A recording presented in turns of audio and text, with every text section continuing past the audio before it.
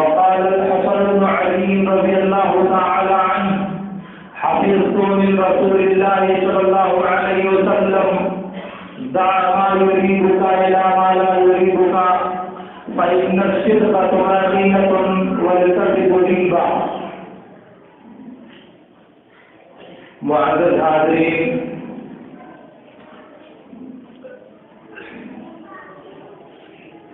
جو گفتگو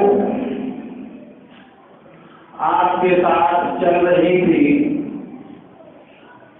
اس گفتگو کی چوتھی بنیاد اور چوتھی اساس یہ ہے کہ ہم میں ہر فرد اس بات کا وعدہ کرے کہ وہ کبھی جھوٹ نہیں بولے گا، ہمیشہ سچ اور سچائی کا راستہ اپنائے گا.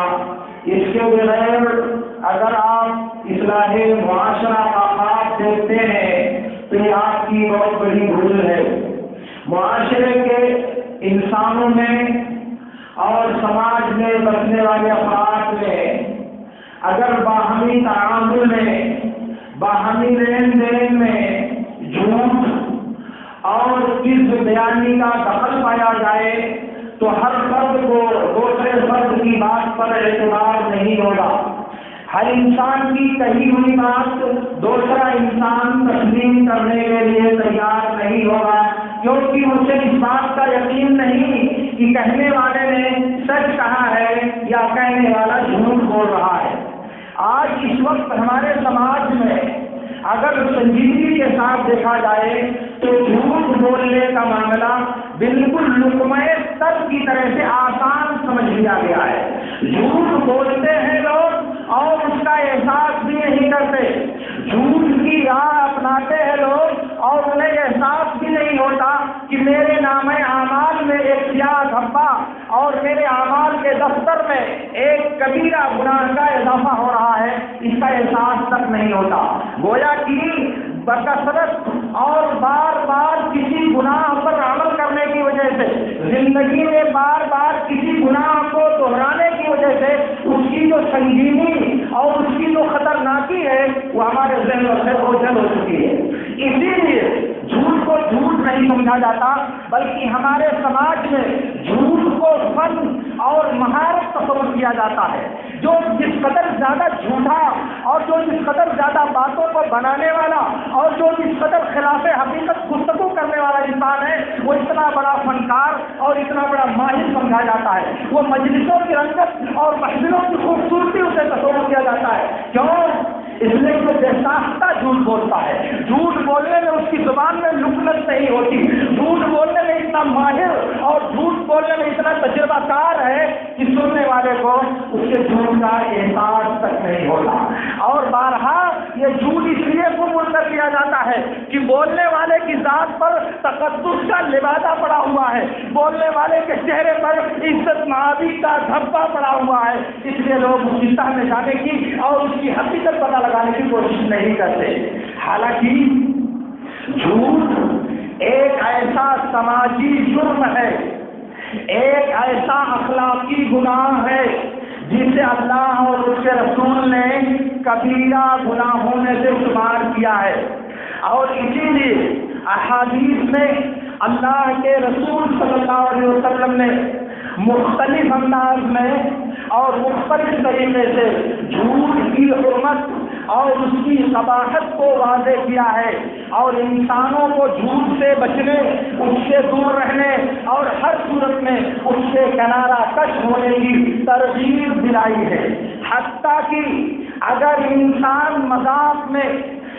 انسان مذاق کرتے ہوئے بھی جھوٹ بولتا ہے اس کو بھی اللہ کے رسول صلی اللہ علیہ وسلم نے کبیرہ گناہ ہونے سے شمار کیا ہے. مذاق کرتے ہوئے بھی سچائی کا دامن چھوڑ کر جھوٹ کے راستے پر اپنے آپ کو ڈالنا، یہ خود کو کبیرہ گناہ کے ایک دروازے میں داخل کرنا ہے. اللہ کے نبی صلی اللہ علیہ وسلم نے ارشاد فرمایا، جیسا کہ صحیح ابن حبان کی روایت میں ہے، لا یؤمن العبد الایمان کلہ حتی یترک الکذب فی المزاح. انسان اس وقت تک مومن یا کامل مومن نہیں ہو سکتا جب تک مذاق میں بھی جھوٹ کو نہیں چھوڑ دیتا، مذاق میں بھی جھوٹ سے باز نہیں آ جاتا، تب تک وہ مومن کامل نہیں ہو سکتا۔ اسی طرح ابو یعلا کی ایک دوسری روایت میں ہے جس میں عمر بن خطاب رضی اللہ تعالیٰ عنہ نے کہا کہ اللہ کے رسول صلی اللہ علیہ وسلم نے ارشاد فرمایا لا يبلغ العبد صحيح الايمان حتى يترك المزاح والكذب، کوئی آدمی ایمان کا واضح درجہ اور ایمان کا نمایاں درجہ اس وقت تک نہیں پا سکتا جب تک وہ مذاق کو اور جھوٹ کو چھوڑ نہیں دیتا، جھوٹ میں مذاق کرنے کو ترک نہیں کر دیتا، تب تک ایسا انسان ایمان کے درجہ کمال کو نہیں پا سکتا۔ اسی لیے اللہ کے رسول صلی اللہ علیہ وسلم نے اپنے نواسے حسن بن علی رضی اللہ تعالیٰ عنہ سے کہا، جیسا کہ سنن ترمذی میں بسند صحیح ثابت ہے، انہوں نے کہا میں نے اللہ کے رسول صلی اللہ علیہ وسلم سے سن کر یہ بات یاد کیا ہے، کہا کہ جو بات تم کو شک میں ڈالے اس کو چھوڑ دو اور وہ کام کرو جو تم کو شک میں نہ ڈالے، کیونکہ سچائی یہ اطمینان اور سکون ہے اور جھوٹ یہ شک شبہ اور تردد پیدا کرنے والی چیز ہے۔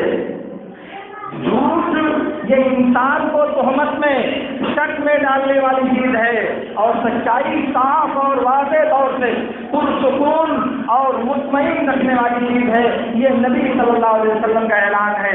اسی لیے ایک روایت میں عبادہ بن صامت رضی اللہ تعالیٰ عنہ سے مروی ہے جسے امام احمد نے بسند صحیح روایت کیا ہے، اللہ کے رسول صلی اللہ علیہ وسلم نے ارشاد فرمایا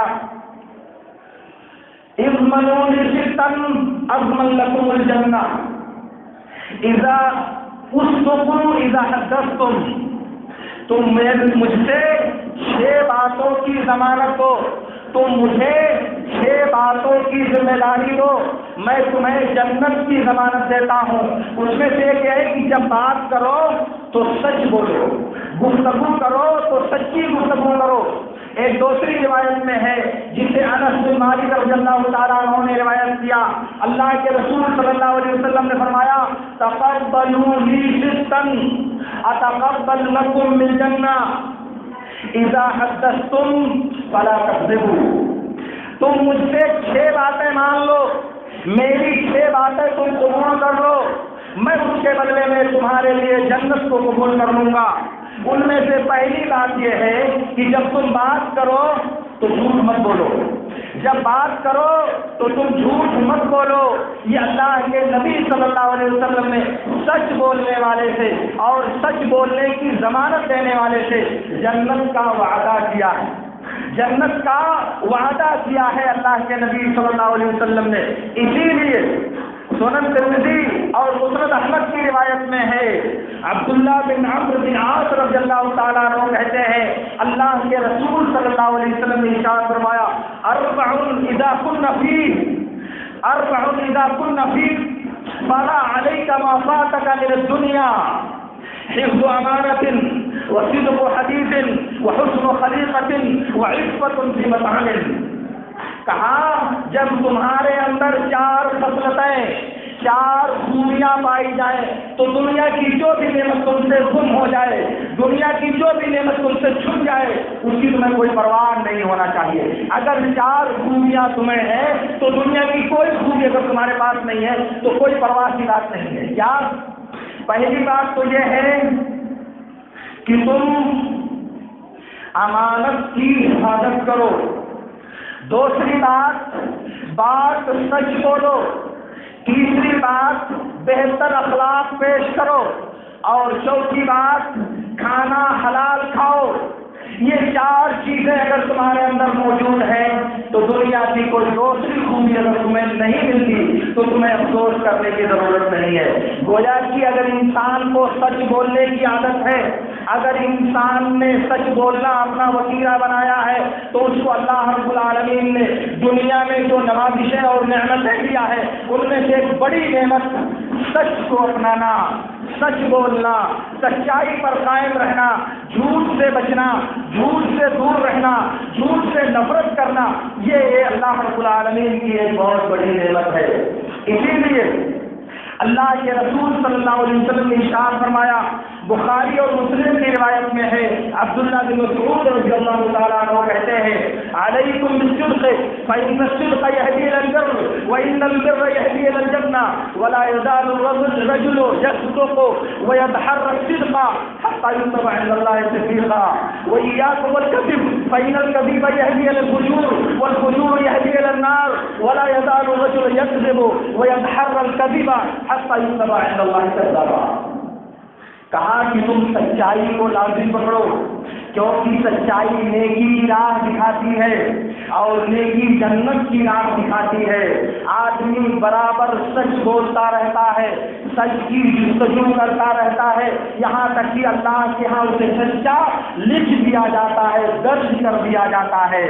اور تم جھوٹ سے بچو، کیونکہ جھوٹ برائی کا راستہ دکھاتا ہے اور برائی جہنم کا راستہ دکھاتی ہے، اور برابر آدمی جھوٹ بولتا، جھوٹ کی جستجو کرتا رہتا ہے، یہاں تک کہ اللہ کے ہاں اسے کذاب اور جھوٹا لکھ دیا جاتا ہے۔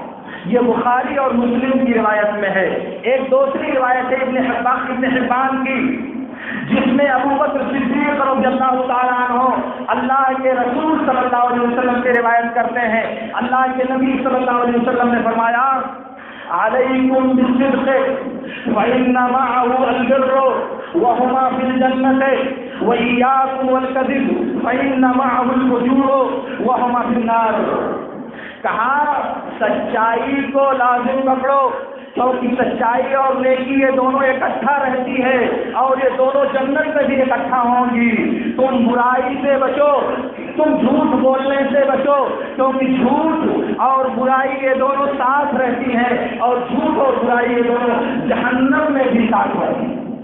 اسی طرح سے ابو یعلا وغیرہ کی ایک تیسری روایت میں ہے، معاویہ بن ابی سفیان رضی اللہ تعالیٰ عنہ کہتے ہیں کہ اللہ کے رسول صلی اللہ علیہ وسلم نے ارشاد فرمایا، علیکم بالصدق فإن الصدق يهدي إلى البر وهما في الجنة وإياكم والكذب فإن الكذب يهدي إلى الفجور وهما في النار۔ کہا تم سچائی کو لازم پکڑو، کیونکہ سچائی نیکی کی راہ دکھاتی ہے، نیکی اور سچائی دونوں جنت میں ہوتے ہیں۔ تم جھوٹ بولنے سے بچو، کیونکہ جھوٹ برائی کی راہ دکھاتا ہے، جھوٹ اور برائی یہ دونوں جہنم میں ہوں گے، جھوٹ اور برائی یہ دونوں اکٹھا ہوں گے جہنم میں۔ اس لیے نبی صلی اللہ علیہ وسلم نے جھوٹ بولنے سے بچنے کی تاکید کیا ہے اور امت کو حکم دیا ہے کہ جھوٹ سے اپنے دامن کو بچائے۔ اسی لیے میرے نبی صلی اللہ علیہ وسلم کہا کرتے تھے، احب الحدیث الیہ اصدقہ۔ بخاری کی روایت میں ہے، میری نظر میں سب سے محبوب بات وہ ہے، میری نظر میں سب سے پسندیدہ بات وہ ہے جو سچی ہو۔ سچی بات مجھے سب سے زیادہ پسندیدہ ہے۔ کیوں؟ اصل میں سن 8 ہجری میں نبی صلی اللہ علیہ وسلم جب فتح مکہ سے فارغ ہوئے اور مقام حنین پر ٹھہر کر بنو حوازن سے آپ کا مقابلہ ہوا، مقابلے کے بعد پھر آپ نے طائف کا محاصرہ کیا، طائف کا محاصرہ اٹھانے کے بعد آپ واپسی کے مقام جعرانہ پر پہنچے تو وہاں آپ نے غنیمت تقسیم کرنے کا عمل انجام دیا۔ غنیمت تقسیم کرنے کے بعد بنو حوازن کے لوگ جن سے آپ کا مقابلہ ہوا تھا بنو حنین میں، وہ اللہ کے رسول صلی اللہ علیہ وسلم کے پاس آئے، کہا اللہ کے رسول ہم شرمندہ ہیں، ہم اپنی غلطی پر نادم ہیں، ہم اسلام قبول کر رہے ہیں، اس لیے آپ ہمیں ہمارے قیدی، ہمارے رشتے دار اور ہمارا مال واپس کر دیجیے۔ اللہ کے رسول نے کہا کہ دیکھو بھائی، دونوں میں سے کوئی ایک ہمت سکیا اور ہمت نہ لو، چاہو تو اپنے رشتے داروں کو لے لو اور چاہو تو مال لے لو، دونوں نہیں ہو سکتا۔ ان لوگوں نے اصرار کیا، کہا کہ اللہ کے رسول دونوں چھوڑ دیجیے، ہمارے لوگوں کو بھی ہمیں چھوڑ دیجیے اور ہمارا مال بھی۔ وہ 6000 سے زیادہ بکریاں اس وقت مسلمانوں کو غنیمت میں دستیاب ہوئی تھی۔ تب اللہ کے رسول صلی اللہ علیہ وسلم نے اس موقع سے کہا تھا کہ سنو، مجھے سب سے پسندیدہ بات وہ ہے جو سب سے زیادہ سچی ہو، دونوں میں سے کوئی ایک تم لوگ لے لو۔ ان لوگوں نے کہا کہ چلیے آپ ہمارے قریبی ہمیں دے دیجیے، مان نہیں دیتے تو جانے دیتے ہیں۔ بہرحال اس موقع سے نبی صلی اللہ علیہ وسلم نے کہا مجھے سچی بات سب سے زیادہ پسندیدہ ہے، اسی لیے ترمذی اور احمد وغیرہ کی ایک روایت میں ہے، ام المؤمنین عائشہ رضی اللہ تعالیٰ عنہا کہتی ہے ما کان خلق ابغض الی النبی صلی اللہ علیہ وسلم من الکذب، اللہ کے رسول کی نظر میں جھوٹ سے زیادہ ناپسندیدہ کوئی عادت اور کوئی اخلاق نبی کو جھوٹ سے زیادہ مضبوط اور ناپسندیدہ نہیں تھا۔ اس لیے اگر کسی صحابی کے بارے میں پتہ چل گیا کہ اس نے معمولی ہی جھوٹ کو نہ بولا ہے تو آپ کی نظر سے وہ گر جاتا، آپ اس کی طرف دیکھتے نہیں، یہاں تک کہ آپ کو پتہ چل جاتا کہ اس نے سچی توبہ کر لیا ہے، پھر وہ آپ کی نظر میں آتا تھا، ورنہ وہ آپ کی نظر سے گر جاتا تھا۔ اگر سے کسی معمولی بات میں یہ اگر وہ جھوٹ بولتا تھا تو نبی صلی اللہ علیہ وسلم اسے گوارا نہیں کرتے تھے۔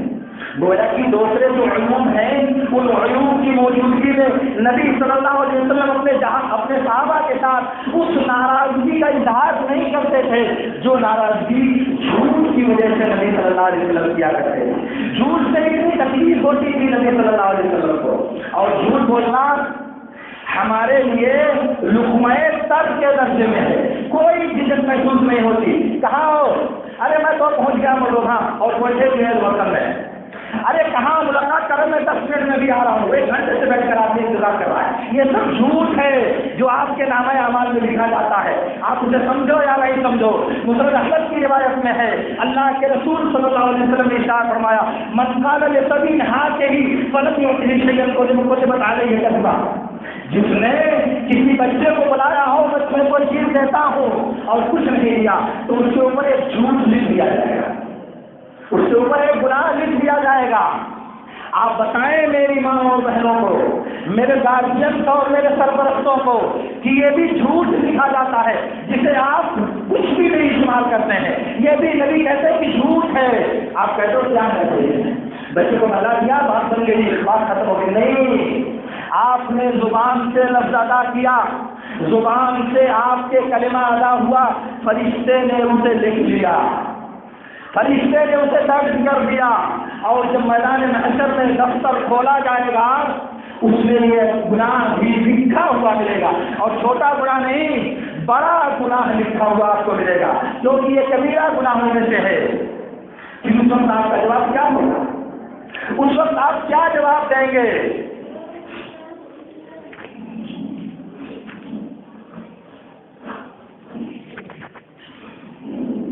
میرے دوستوں، میں آپ سے عرض کر رہا تھا کہ جھوٹ بولنا ایک کبیرہ گناہ ہے جس سے بچنا ہر مومن انسان کی ذمہ داری ہے۔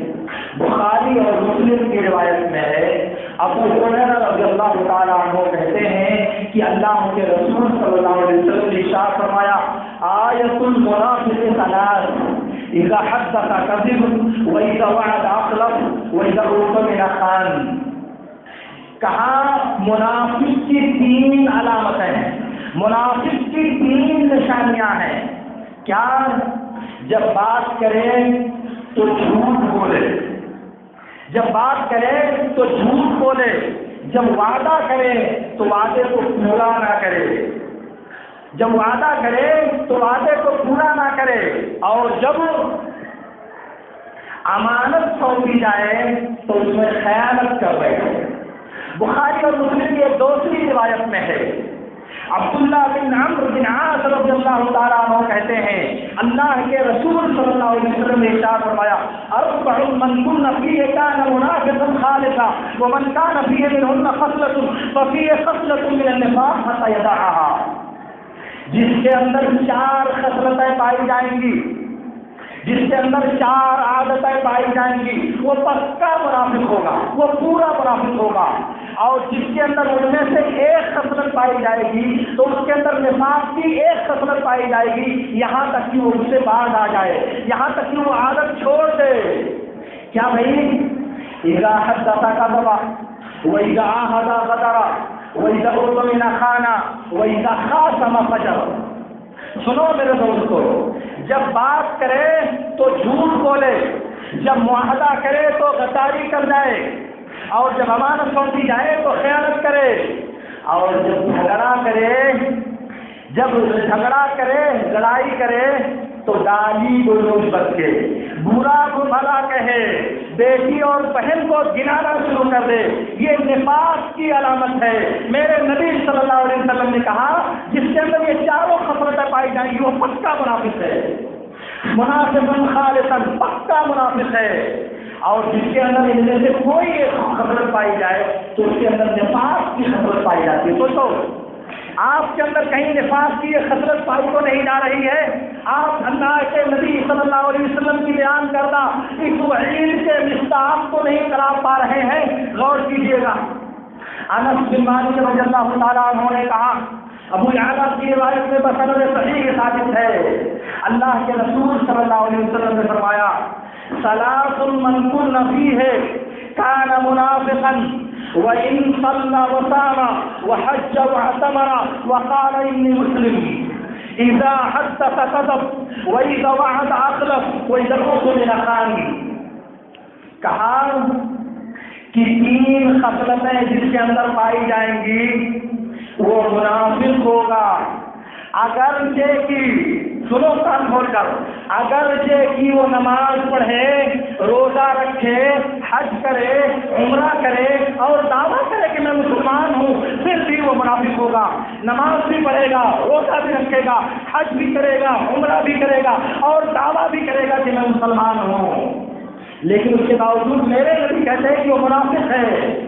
جب بات کرے تو جھوٹ بولے، جب بات کرے تو جھوٹ بولے، اور جب امانت سونپی جائے تو خیانت کرے، اور جب معاہدہ کرے، وعدہ کرے، عہد و پیمان باندھے تو غداری اور بے وفائی کرے۔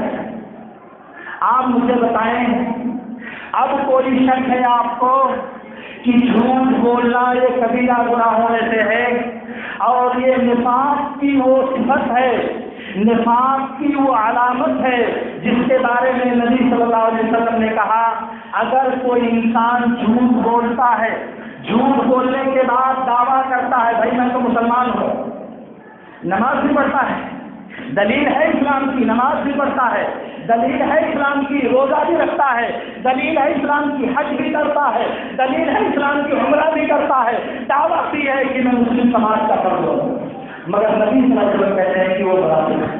آپ بتائیں کس کی بات سچی ہوگی؟ ہماری بات، آپ کا دعویٰ، ہمارا دعویٰ کہ میرے نبی صلی اللہ علیہ وسلم کی خبر کون بات سچی ہوگی؟ آپ ذرا سنجیدگی کے ساتھ اس بات کو سوچیں اور غور کریں کہ اگر ہمارے معاشرے کا ہر فرد یہ معاہدہ کر لے اپنے نفس سے میں کسی بات پر آج سے جھوٹ نہیں بولوں گا، میں کسی بات پر آج سے کذب بیانی نہیں کروں گا، تو آپس میں ایک دوسرے انسان کے ساتھ خود اعتمادی، خود اعتباری اور باہم خیر و یگانت کا کتنا اچھا ماحول ہمارے سماج میں برپا ہوگا۔ سماج کا ہر فرد دوسرے کی باتوں پر شرح صدر کے ساتھ اعتبار اور یقین رکھے گا کہ کہاں ہے تو بات تو سچ ہوگی۔ لیکن ابھی جو صورتحال ہے ہمارے سماج میں، کوئی بھی آدمی کوئی بات کہتا ہے تو دل میں دماغ میں خلیج پیدا ہو گئی، پتہ نہیں صحیح کہا کہ جھوٹ بولا ہے، پتہ نہیں بات اس کی سچی ہے یا اس نے کر دیا ہے، پتہ نہیں اس نے الزام لگایا ہے، تہمت تراشی کی ہے یا کوئی سچی بات کہی ہے، اعتماد کرنے کو دل نہیں چاہتا۔ بالخصوص روایتوں میں دوسروں کی باتیں نقل کرنے میں ہمارے یہاں 99% لوگ جھوٹ بولتے ہیں، 99% لوگ جھوٹی باتیں نقل کرتے ہیں، جھوٹی باتیں دوسروں سے بیان کرتے ہیں۔ جب کسی کی بات کو نقل کرتے ہیں تو اپنے منشاہی الفاظ اور اپنے من پسند معنی کے ساتھ اس کو دوسرے کی طرف منسوخ کرتے ہیں۔ بات یہی نہیں ہے، اس سے بھی خطرناک بات یہ ہے کہ ہمارے علماء، ہمارے طلباء اور ہمارے ذمہ داران سماج جب ممبر اور اسٹیج پر کھڑے ہوتے ہیں تو ایسی باتیں بیان کرتے ہیں جو نبی صلی اللہ علیہ وسلم کی طرف منسوخ کرتے ہیں، اور باتیں جھوٹی ہوتی ہیں۔ وہ باتیں ان کو معلوم نہیں کہ نبی صلی اللہ علیہ وسلم نے کہی ہے یا نہیں کہی ہے، ان کو پتہ ہی نہیں ہے۔ کم سے کم درجہ یہ ہے کہ ان کو معلوم نہیں ہے کہ یہ بات نبی نے کہی ہے یا نہیں کہی ہے، ان کو پتہ ہی نہیں ہے۔ اور نبی صلی اللہ علیہ وسلم نے کہا، متواتر حدیث میں تقریباً 90 صحابہ کرام سے مروی ہے، اللہ کے رسول صلی اللہ علیہ وسلم نے کہا، من کذب علی متعمدا فلیتبوأ مقعده من النار، جس نے جان بوجھ کر مجھ پر جھوٹ بولا تو اسے چاہیے کہ وہ جہنم میں اپنا ٹھکانہ کرے۔ آپ لوگ سمجھ سکتے ہیں اس بات کو کہ مجھے صاحب نے حدیث جان کر کہا نہیں ہے، اپنی طرف سے تھوڑی جان کیا، کتاب میں لکھی ہوئی تھی۔ اب اگر کسی نے جھوٹ جان کر تو مجھے صاحب کی ذمہ داری نہیں ہے ذمہ داری۔ آپ سنو، صحیح مسلم کی روایت میں ہے، اللہ کے رسول صلی اللہ علیہ وسلم نے ارشاد فرمایا، من حدث عنی بحدیث یرا انہ کذب فہو احد الکاذبین اور فہو احد الکاذبین، دونوں طرح سے حدیث اور روایت میں ہے۔ جس نے مجھ سے میری طرف سے کوئی بات بیان کیا جس کے بارے میں ہو سکتا ہے کہ وہ جھوٹ ہو، تو وہ دو جھوٹوں میں سے ایک جھوٹا ہے، ایک جھوٹا تو جس نے اس کو کہا ہے اور دوسرا جھوٹا وہ جس نے اس کو بیان کیا ہے، یا وہ جھوٹوں میں سے جس طرح اور بھی جھوٹ بولنے والے ہیں انہیں جھوٹوں میں سے ایک جھوٹا وہ بھی ہے جو ایسی حدیث نبی کی طرف منسوب کر کے بیان کرتا ہے جس کے بارے میں اس کو علم نہیں کہ نبی نے بات کہی ہے یا نہیں کہی۔ اگر معلوم ہے کہ نبی نے کہی ہے تب تو وہ اس میں داخل ہے جنہوں نے اپنا ٹھکانہ جان بوجھ کر جہنم میں بنایا، اور اگر نہیں معلوم ہے تو اس کو نبی صلی اللہ علیہ وسلم کہتے ہیں کہ وہ بھی اس میں شامل ہے، کیونکہ اس کو پتہ نہیں۔ اور کوئی بات یہ کہنا کہ نبی صلی اللہ علیہ وسلم نے ایسا بیان کیا، ایسا بیان فرمایا، ایسا حدیث میں ہے، اس کا مطلب ہم یہ علم دے رہے ہیں، لوگوں کو یہ بتا رہے ہیں کہ نبی کی زبان مبارک سے نکلی ہوئی بات یہ ہے، زبان رسالت سے نکلا ہوا جملہ یہ ہے، اور آپ کو معلوم ہے کہ یہ بات نہیں تھی۔ اور نوٹ کر لیا، بعض لوگ غلط فہمی میں مبتلا ہوتے ہیں، ہر اچھی بات، ہر بھلی لگنے والی بات ضروری نہیں کہ نبی نے بات کہی ہو۔ بہت سی باتیں دنیا میں سچی ہیں، معقول ہیں، درست ہیں، اچھی لگتی ہیں، مگر میرے نبی صلی اللہ علیہ وسلم نے بات نہیں کہی ہے۔ بہت سی باتیں ہیں اچھی مگر نبی صلی اللہ علیہ وسلم نے نہیں کہی وہ باتیں۔ اب اگر ہم کہتے ہیں کہ نبی نے بات کہی ہے تو ہم یہ بات ثابت کر رہے ہیں نا کہ یہ بات، یہ جملہ زبان نبوت سے نکلا ہوا جملہ ہے، اور یہ بات کہنے کے لیے آپ کا دلیل کیا ہے؟ کچھ بھی نہیں۔ اس لیے میرے نبی کا کہنا یہ ہے کہ وہ بھی اس جھوٹ میں شامل ہے جو بغیر علم کے، بغیر تحقیق کے، بغیر معرفت کے اور بغیر پتہ لگائے ہوئے کوئی ایسی بات نبی کی طرف منسوخ کرتا ہے جس کے بارے میں اسے علم نہیں ہوتا۔ بہرحال میں عرض یہ کرنا چاہ رہا ہوں میرے دوستوں کہ سماجی ناسور ہے یہ کہ ہم میں کا کوئی انسان جھوٹ کی گود میں پناہ لینے کی کوشش کرے، ہم میں کا کوئی فرد اپنی زبان کو جھوٹ کی لعنت سے آلودہ کرنے کی کوشش کرے، ہم میں کا کوئی انسان سچائی کا راستہ جان بوجھ کر چھوڑ کر جھوٹ کے راستے پر اپنے آپ کو چلانے پر آمادہ کرے، یہ کبیرہ گناہوں میں سے ہے۔ اور جب تک یہ عادت سیئہ اور جب تک یہ گناہ کبیرہ ہم چھوڑنے کے لیے تیار نہیں ہوں گے تب تک آپ سماج کی اصلاح کا خواب تو دیکھ سکتے ہیں مگر عملی طور پر سماج میں اسے برپا نہیں کر سکتے۔ اور سن لیں، بخاری کی روایت میں ہے، جابر بن سمرہ رضی اللہ تعالیٰ عنہ کی ایک لمبی حدیث ہے جس میں نبی صلی اللہ علیہ وسلم نے اپنے خواب کا واقعہ بیان کیا ہے۔ اس نے خواب میں ایک آدمی کو دیکھا کہ اس کے جبڑوں کو لوہے کی گرم سلاخوں سے، دھاردار لوہے سے اس کو چیرا جا رہا ہے، جبڑے کو چیرا جا رہا ہے آگ کی سلاخوں سے، ایک طرف چیرا جاتا ہے یہاں تک کہ اس کی گدی تک پہنچ جاتا ہے، پھر اس کے بعد دوسری طرف چیرا جاتا ہے، جب دوسری طرف اسے چیرا جاتا ہے تو ادھر والا حصہ پھر جڑ کر کے ٹھیک ہو جاتا ہے، پھر اسے چیر کر جب وہ فارغ ہوتا ہے تو دوسری جانب کا جبڑا اس کا چیرتا ہے۔ اللہ کے نبی صلی اللہ علیہ وسلم نے کہا، جبریل یہ کون آدمی ہے جس کو یہ سخت سزا دی جا رہی ہے؟ جبریل علیہ السلام نے کہا، وَأَمَّا الَّذِي يُشَقُّ شِدْقُهُ فَهُوَ الْكَذَّابُ يَكْذِبُ الْكَذِبَةَ فَتُحْمَلُ عَنْهُ حَتَّى تَبْلُغَ الْآفَاقَ يُفْعَلُ بِهِ إِلَى يَوْمِ الْقِيَامَةِ۔ کہا کہ یہ جھوٹا انسان ہے، جھوٹی بات بولتا ہے، لوگ اس سے روایت اور نقل کر لیتے ہیں اور پوری دنیا میں یہ جھوٹی بات پھیل جاتی ہے، ساری دنیا میں یہ جھوٹ فروغ پا جاتا ہے، سب لوگوں کی زبان پر یہ جھوٹ چڑھ جاتا ہے اور اس کے ساتھ قیامت تک ایسے ہی کیا جاتا رہے گا۔ کیوں؟ اس لیے کہ اس نے دنیا میں جھوٹ بولا تھا، جھوٹی بات پھیلائی تھی، جھوٹی بات کہہ کر کے اپنا الو سیدھا کرنے کی کوشش کیا تھا، جھوٹی بات کے ذریعہ خود کو سرخرو بنانے کی ناروا کوشش کی تھی، اس کی سزا اللہ رب العالمین نے یہ تیار کیا ہے۔ اب آپ کو کوئی تردد ہے اس گناہ کی خطرناکی اور اس گناہ کی سنگینی کے بارے میں؟ میرے دوستو، عزم کرو اپنے نفس سے، وعدہ کرو اپنے نفس سے کہ اس گناہ کے دلدل میں خود کو ڈالنے کی کوشش کبھی نہیں کریں گے۔ دنیا میں وقتی طور پر پریشانی آ سکتی ہے، مگر نجات اور کامیابی اگر انسان کو ملے گی تو صرف سچائی کا راستہ اپنانے سے ملے گی۔ بخاری اور مسلم کی روایت میں ہے، ایک لمبا واقعہ ہے کعب بن مالک رضی اللہ تعالیٰ عنہ کا، اس کا ایک ٹکڑا ہے کہ جب ان کی توبہ قبول ہو گئی تو اللہ کے نبی صلی اللہ علیہ وسلم نے انہوں نے کہا، اے اللہ کے رسول، انما انجان اللہ بالصدق وان من توبتی اللہ اکذب ما بقیت فی الدنیا۔ کہا کہ اللہ کے رسول، آج اللہ تعالیٰ نے مجھے اس پریشانی سے نجات دیا ہے صدق اور سچائی کا راستہ اپنانے کی وجہ سے، اس لیے میرے توبہ کا ایک جز یہ بھی ہے، جب تک میں زندہ رہوں گا کبھی جھوٹ نہیں بولوں گا۔ مجھے جو کامیابی اور نجات ملی ہے، توبہ کی جو بشارت مجھے رب العالمین کی طرف سے ملی ہے، وہ میرے سچ گوئی، سچ مخالی اور سچائی کا راستہ اپنانے کی وجہ سے، اس لیے میرے توبہ یہ بھی ہے کہ میں اب زندگی بھر کبھی جھوٹ نہیں بولوں گا۔